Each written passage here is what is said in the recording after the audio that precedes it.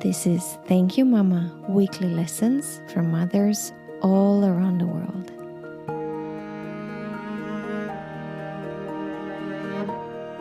Hello and welcome to Thank You Mama. My name is Anna Teider. My guest today is Christine Valters Paintner. And I will tell you why Christine is my guest today and why I am so much looking forward to speaking to her.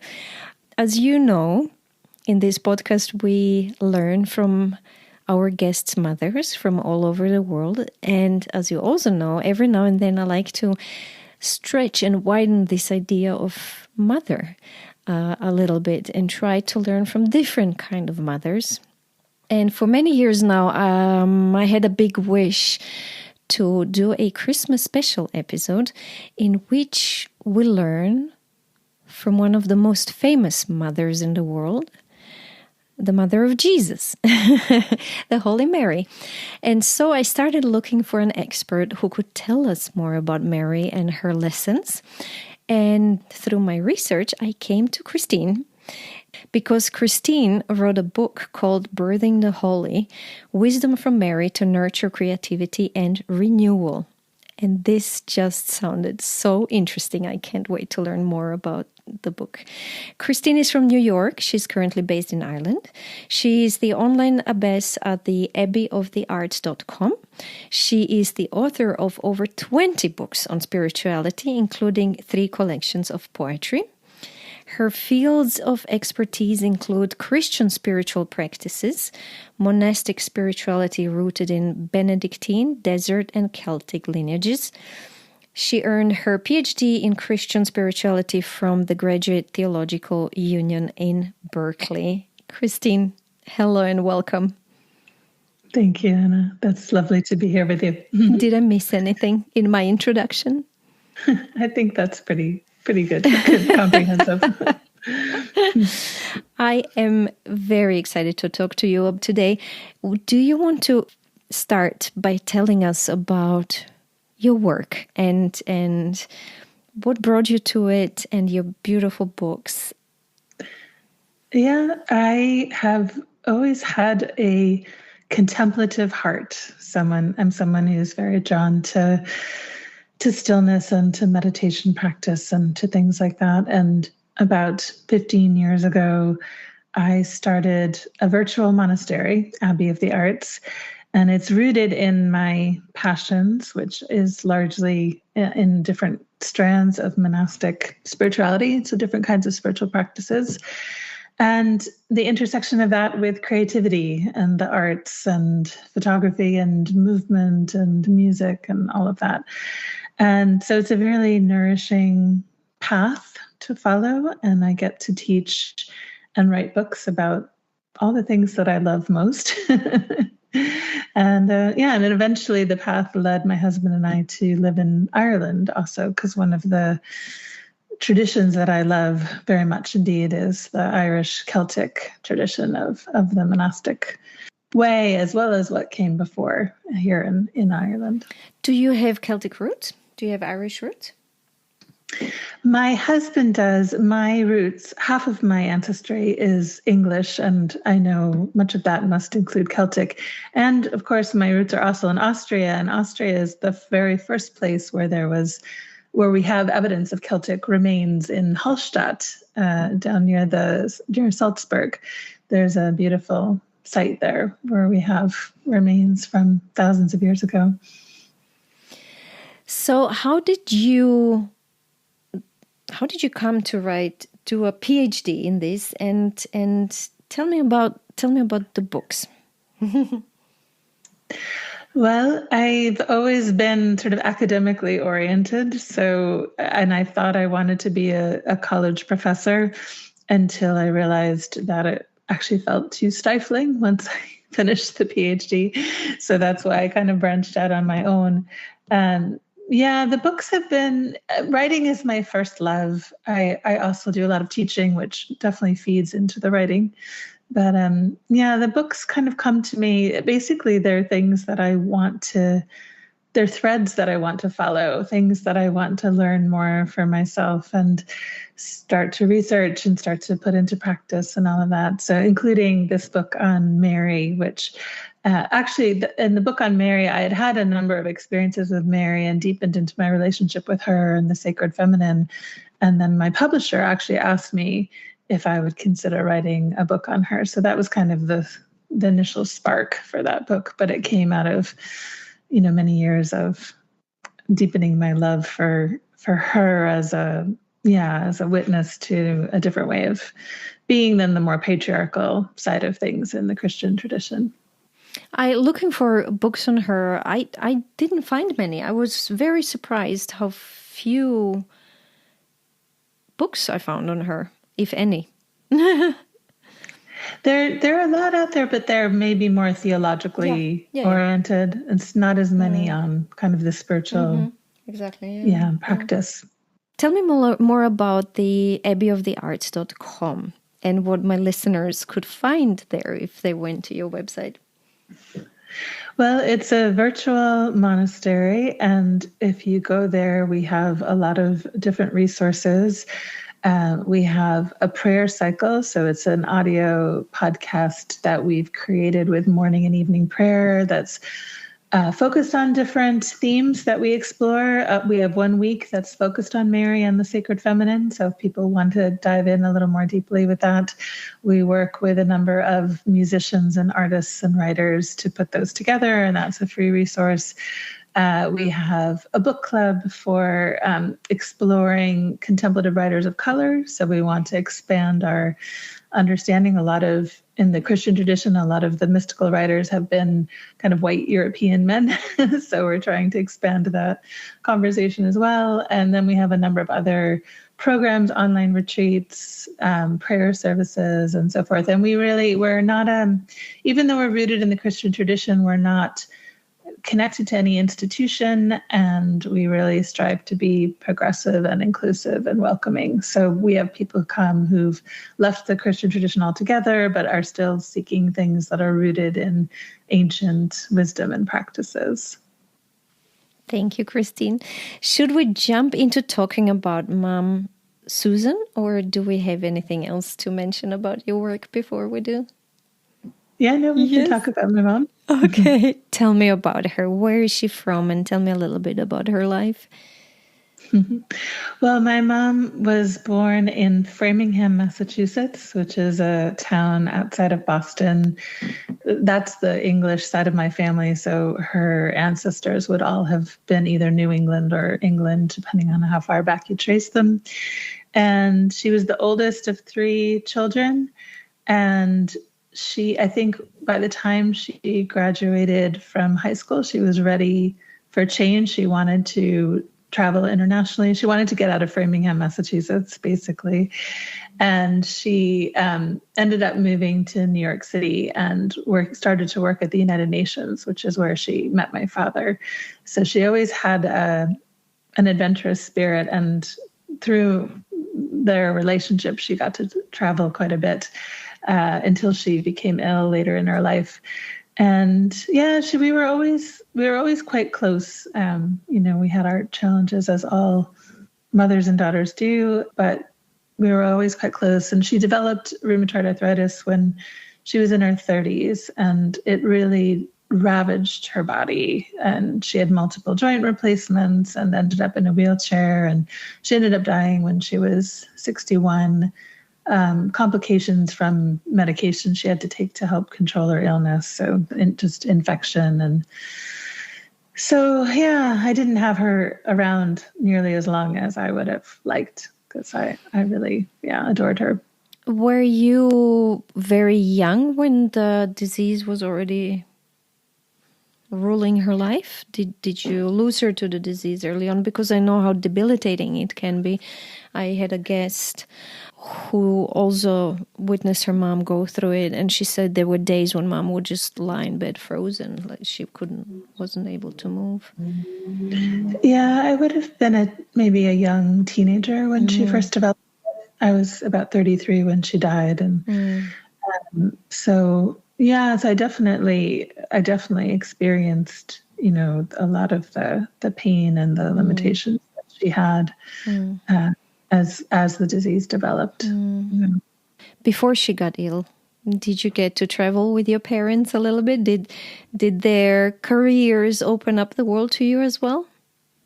Yes, I definitely feel very fortunate for that. My father being from Austria, at the United Nations, every year they give you something called home leave, where they send you back to your country and they pay for your family to go. So we would, and my father's sister, my aunt, lived in Brussels, and I have cousins there. So we would travel quite a bit in the summer. And my mother loved Paris. So all of those places we got to visit. When I was 14, we did one trip where we actually went around the world and got to visit Asia as well.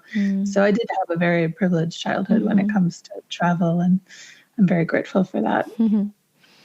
But I'm curious about this because I worked at the United Nations, or at the Croatian mission to United Nations in Vienna for 4 years. That was my first job while I was still at the university.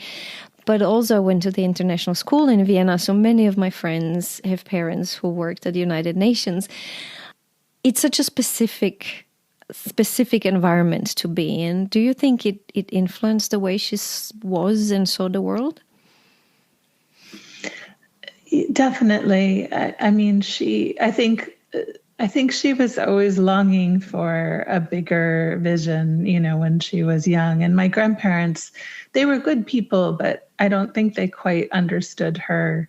They were quite happy with where they lived in Massachusetts, and they lived close to where they grew up.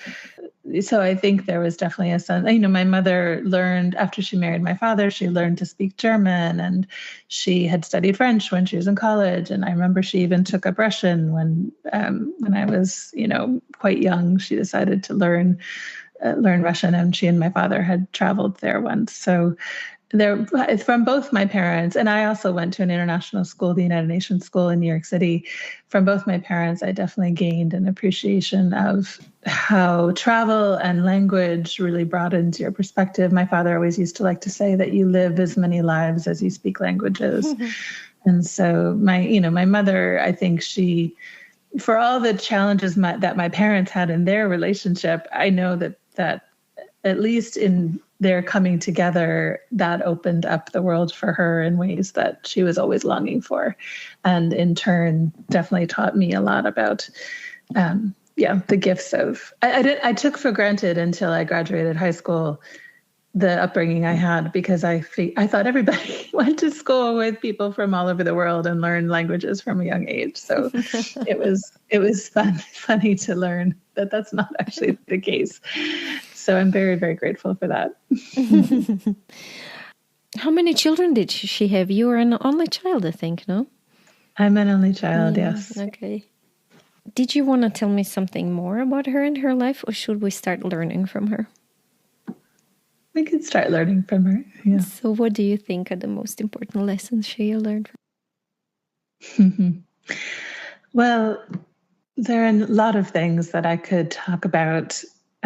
One in particular is that she was always my biggest fan. She always supported me in pretty much anything that I did. And I think for me, I know that it has shaped who I've become as an adult in terms of how I try to support other people in my life, particularly the women in my life and the dear friends in my life, and just the way that she always celebrated. And not that I couldn't come to her with concerns, certainly I could, but she never tried to stand in my way. She always wanted to make sure that there were doors that could open for me. And she celebrated the gifts that I brought into the world. And I'm really grateful for that. And, on the more difficult side, I also developed rheumatoid arthritis when I turned 21. So I was actually about 10 or 12 years younger than she was when I first developed it. And it was quite devastating to me because I was, I just graduated from college, and here I had this illness that had taken so much from my mother, and it was quite difficult. And she was such a such a beautiful witness to what does it mean to live life in these kinds of difficult circumstances with a body that is often in pain and is often tired and often in fatigue. And she was always honest about what she experienced, but not, you know, yeah, it's not like she was always in pain and fatigue, but she was honest about the experience of it. And then she also like knew how to experience the joy in the moments when she was able to be present to that. So I think that there's, for me, a lot of that sense of holding the tension of that in my own life. Am I hearing, I feel I'm hearing she wasn't victimizing herself. Am I correct? She wasn't celebrating or being the victim of this pain, but if it was present, she was able to acknowledge it, but she was also able to acknowledge the beautiful sides of life. Yeah, exactly. And I think that connects for me to another one of her gifts to me.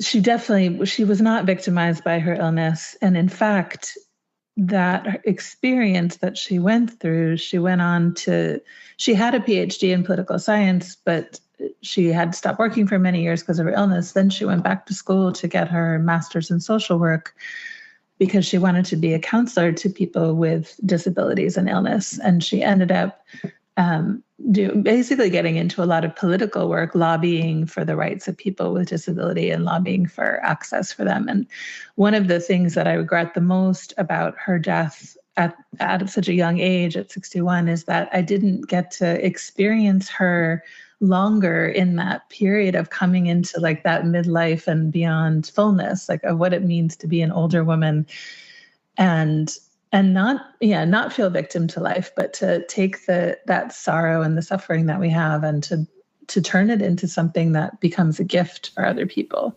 That she had a real love and care for bringing that kind of comfort and as well as justice and advocacy work for people who needed it. But you also, when you wrote to me about this very lesson, about how she bloomed later in life and became an advocate for rights of those with disabilities, you also said she showed you the power that can come with older age. I love that lesson. It's one I hear that from many, many of my guests, and I think it's so important to share that. Will you tell me more about it? Yeah, I think, she always was a very beautiful, caring person, but my father died about 7 years before she did. And I think because they had such a difficult relationship that there was a lot of freedom that came for her after that. And she had found her real calling in life and her purpose. And so in those, 7 or so years, I really saw her flower in a way that I hadn't seen before. I think she had held herself back maybe before, and in large part, and sometimes it was the illness that held her back as well. So not to say it was just her own will.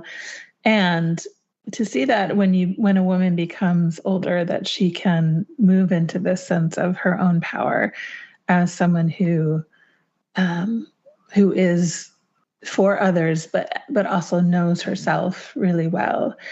And I wanted more of that. I really wanted to be with her for another, 20 or 30 years to experience her moving into that fullness. And especially now I'm 53. So especially I think turning 50 and moving closer towards 60, which is the age when she died, that I'm feeling that sense of like a longing for her wisdom even more so now. And so I have to reflect back in my memory and draw upon it in that way. You keep talking about challenges and a difficult relationship with your father. Would you feel comfortable telling me a little bit what that meant? Yeah, I mean, both my parents were alcoholics, and particularly in my adolescence, it was quite a difficult time. And my father was especially a wounded man with he had a lot of compulsions, including a gambling addiction and a sex addiction as well. So there was a lot there. He had lived through World War II in Austria, and he never shared any of that pain, not even with a counselor or therapist. So I think there was a lot that he was trying to carry on his own. And that was my adolescence was around the time that there was real tension building, and I think my mother was starting to find out some of the things that were happening that he was lying about, essentially, and so that time of my life in particular really thrust me into this role of kind of being the responsible adult in the household, the one who basically was having to take care of everything and just having to manage the anxiety of having two parents who were kind of checked out a lot of the time because of alcohol. And that kind of overdoing, that pattern of overdoing and over responsibility is one that I definitely still carry with me to this day. But we talked about this, and we said this was also an interesting lesson, because I asked you what was something important you had to learn in life she was not able to teach you, and you beautifully connected it to this experience. Yeah, for me, in part the illness really demanded this of me, is that I had to learn how to rest. I had to learn that I wasn't responsible for everything. I had to learn how to ask for help. I had to learn how to lean on other people. It's definitely been probably one of the biggest growth areas for me throughout my adult life, is learning how to untangle those. I think of it as like the internalized patriarchy, all the ways that we're told to do and be responsible and we're on our own and all of that kind of stuff. And so all of that are things that I've had to kind of untangle in myself. And I wish I could have learned that more from her. I feel like maybe she needed to learn that herself as well. Mm-hmm. So, but I also believe that my own journey with that also helps to heal things in my ancestors. So I think that she gets to benefit from that work too. Isn't it interesting? I'm learning that as well, that we are, by healing ourselves, we heal our ancestors as well. And that's beautiful.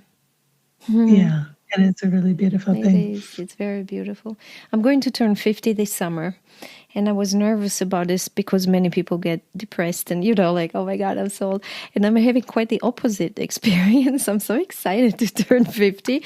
And I realized that this is because, this might sound cuckoo, I feel my maternal grandmother with me more than I never met her, because she passed away from cancer when she was 32. And my mom kept repeating to me and teaching me that growing older and aging is actually luxury, that it's a fantastic thing, because she lost her mom when she was so young. And I have a strange feeling that now this grandmother is with me more than ever, celebrating with me the fact that I'm going to turn 50.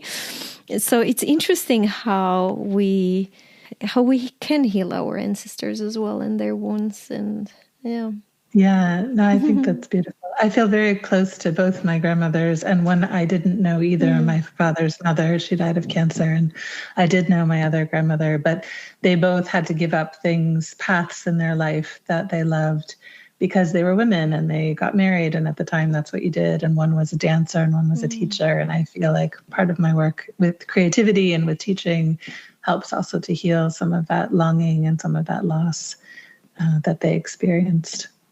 Christine, this is so interesting. We should have had one special episode just for your mom and your lessons, and the other one for Mary. But let's jump in. Let's jump into talking about Mary. So, do we know anything about her life? Yeah, I mean, we know what comes from the Gospels, which are the kind of Christian stories about the life, focusing on the life of Jesus. But there are a lot of stories about Mary, And, probably the most familiar to most people, especially around Christmas time, would be the Annunciation, which is, we see all this art where the angel Gabriel comes to Mary and gives her this news, that she's going to become the mother of God, essentially.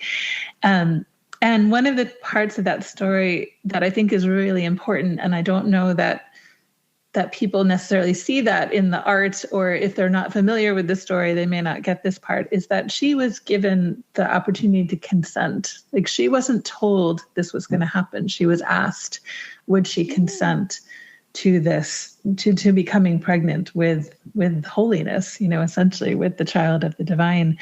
And she says yes. And she's also this young girl who, getting pregnant out of wedlock, it would have been hugely scandalous in her time. And, she's a young woman who's poor and in difficult circumstances. So I think there's a lot of the Christian story is around solidarity with those who are oppressed and those who are living on the edges. And Mary certainly knew that she wasn't a powerful person, but she was empowered by being asked to consent to this invitation, which is, how she ends up writing herself into our history. And then after she says yes and she becomes pregnant, her sister, Elizabeth, who's quite a bit older, also had gotten pregnant 6 months before. And there's a beautiful story of the visitation where the two sisters come together and the babies in their wombs kind of leap with joy at recognizing each other. So it'd be Jesus and John the Baptist. And so there's a beautiful sense, I think, there of like the kinship that mothers can feel, and also sisterhood and sort of that sense of friendship. And we don't actually, after Jesus kind of becomes an adult, there's a miracle where he turns water into wine, and it's Mary who actually tells him to go do this. We don't hear much from her again until the end of his life. And then we have this heart-wrenching story of, Jesus's crucifixion, torture and crucifixion and death, and Mary being the one at the foot of the cross, along with a couple of the other women, and all of the men depart. And it's really the women who are left there to stand witness. And so that would be, I think, the other image that we may be more familiar with in terms of art is called the Pietà, which is Mary holding the crucified body of her adult son. And so in that sense, Mary really knows suffering herself. Like, she really knows what it is to feel that like terrible aching loss. And that's part of, I think, what makes her such a powerful figure is both the power of her yes at the very beginning and not knowing what she was being asked to say yes to. And then this yes that she's not really asked to say yes to this, but she does say yes to being present to this suffering. She doesn't run away like the others do. She sits there in that grief and holds the body of her, of her dead son. So, as you were speaking, I was thinking about all the images of Mary, and having been an art student myself, but also growing up in this art-loving family, I spent so many hours and weeks and months of my life in museums. It's interesting how we see her before Jesus. We see her with the angel, so we know this picture of Mary before Jesus is so familiar to us. And then her holding the baby Jesus. And then, as you say, the Pietà with her holding so she's this constant in the circle of life, in a way, for us, as viewers and witnesses. But it's also interesting for me, and this only became clear to me once I started this podcast, because we know about Christianity being this religion of men celebrating the God with a big white beard, and then Jesus and all the priests in the church. But thinking about it and seeing how present she is, at least visually, I wonder, and I don't know if you are the right person to ask, but I wonder if originally there was a stronger female presence in this religion, which with time somehow got dissolved or changed. Because I have a feeling she used to be a much, much more present figure in early Christianity. Yeah, I mean, I certainly think that, the patriarchal systems of the church have tried to subdue the feminine in all different kinds of ways. And, she is a really significant figure. And, particularly in like marginalized communities, we think about like Our Lady of Guadalupe being kind of like a symbol of like that liberation. And one of the journeys I went on when I moved to Austria was falling in love with the Black Madonna. And there's these Black Madonnas that are all over Europe. They're in other countries as well, but a lot of them are in Central Europe. And the sense of her as like that kind of in the cathedral in Chartres, there's a Black Madonna who's in the crypt, and her name is Notre Dame sous terre, Our Lady of the Underworld. And so there's this sense for me of like Mary, the dark goddess of transformation who knows that journey into the underworld. So I would say yes. I think that there were more probably feminine aspects, and even someone like Saint Hildegard of Bingen, who was a 12th century mystic, would have said she wrote a great deal of music about Mary and said basically, that God had to rely on the woman to enter into the world in this way, and really gave Mary a very significant place in that sort of unfolding story. So I think that there are cultures where Mary plays a much more significant role. And one of the things I tried to do in my book was look at a number of different names for Mary, because she's often depicted just as virgin. And she's this very docile, kind of quiet, meek presence. But when we look at all the different ways that people have encountered her over the centuries, it's clear that she is a much more powerful force. And there's all these different ways of understanding who she is. That's quite potent. Can we learn from her in some shape and form? Are there any lessons we could learn from Mary? Yeah, I mean, I think certainly that there's a great deal around learning to show up in the world, learning to be present, learning to be on the side of those who are suffering, learning to sit in our grief. And I also feel like she's such an important part of the sacred feminine. The church has upheld the masculine for so long, and the sacred masculine is a very important balance in our spiritual lives, but we need the feminine as well. And because our culture, I think, has swung too far over to that masculine side of the rational, the linear, the logical, the productivity, the planning, and all that. For me, Mary, when I learn about all her different names and ways she's appeared, she teaches me so much more about intuition and dreams and incubation and gestation. The book I wrote is called Birthing the Holy. And I really think that even, as someone who hasn't birthed my own children, but that can still be a really powerful metaphor for the gestation, the planting the seed and the incubation and the bringing things to birth that comes through the creative process as well. Mm. So Mary, I think, is a teacher in all of those sacred feminine ways that I think our culture and our world is really desperate to hear and to learn.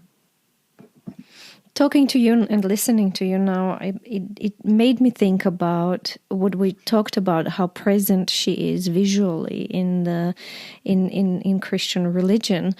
And maybe there's a lesson there on how sometimes just being present can be comforting and helpful and supportive, because we don't hear her speak, we don't hear her gospels, we don't hear her preach, we don't hear her messages, but she became such a supportive, important figure of comfort for billions of people in the history, throughout the history, just by being there.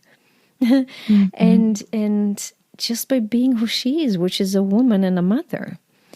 How beautiful is that? Yeah, no, I completely agree with you. I think being a loving witness and a presence is one of the most sacred things we can do for one another. Like Mary witnesses to that. Mm. Is there anything else we could learn from her?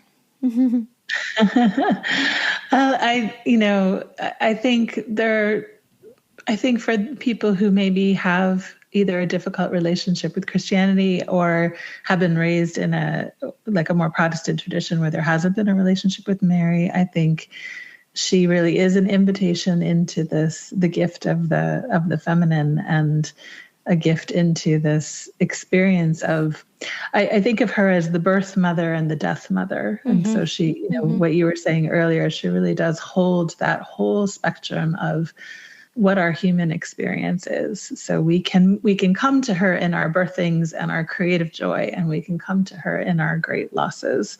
And she will hold us in that space, and she'll let us be without trying to make us be something we're not, or trying to cheer us up, or trying to move us along. Do you know what I mean? In our journey, just allowing us to be in that place. I would like to invite my listeners now this Christmas, if they're celebrating, to think about her a little bit. Just give her a thought. Think about her figure and who she is and what she represents, and give her a little bit more thought than maybe you have until now. Christine, for the end, let's quickly recap what we learned, the most important messages and lessons. So from Mom Suzanne, we learned about supporting other people. You said she was your biggest fan and champion, and how much that helped you in life and taught you that we can be there and cheer on the people around us, especially women in our lives. Through witnessing her struggle with the autoimmune condition, you've learned about the grace and persistence in dealing with ongoing pain and fatigue. And we talked about not being a victim, not falling a victim to something like this in our lives, but trying to distill the gifts and, if possible, pass them on, which she did, because later on she became an advocate for people with disabilities. And we talked about this power she showed you of becoming an older woman. Now I rephrased it, but the power that can come in older age. How important it is for us women to celebrate and accept that we can move into our own feminine power with age. We talked about challenges, and we talked about things she was not able to teach you. And for you, because your both parents were alcoholics and your mom was dealing with her disease, you were programmed to be very independent and responsible very early on. So your big lesson in life that you had to learn yourself was to take care of yourself, to ask for help, to rest. A huge lesson for all of us women. And then we talked about Mary. How should we call her, Christine? Mary, Mother of God? What? She has so many titles. What do you choose to call her?